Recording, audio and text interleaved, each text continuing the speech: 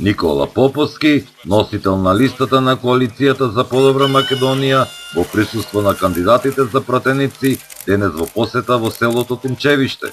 На граѓаните им ја представи предизборната програма, каде е предвидено во ова село да се реализираат неколку проекти, како и проектот за изградба на локалниот пат во ова село. Разговаравме околу приоритетите на граѓаните кои се разделени во две приоритетни области.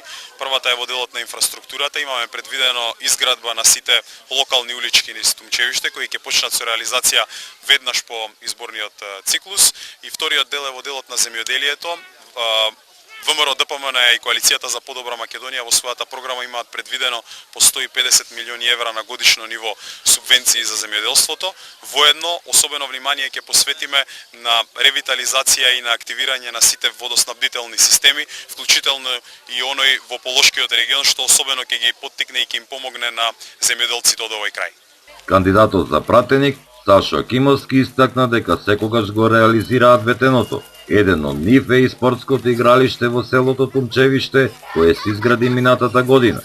Во нашата програма беме застапени со проекти за село Тумчевиште и тука го посетивме Тумчевиште, значи во ноември минатата година и веднаш пристапивме кон реализација на тие проекти. Веќе игралиштето е изградено, а во периодов кој што следи, значи како дел од проектите кои што ги имаме во локалната самоуправа стои и асфалтирање на дел од уличките кои што се внатре во самото село Тумчевиште, негде во должина од 900 метри. Коалицијата денес имаше средби со граѓани, како и мини митинзи во населените места Циглана и Пазанерија.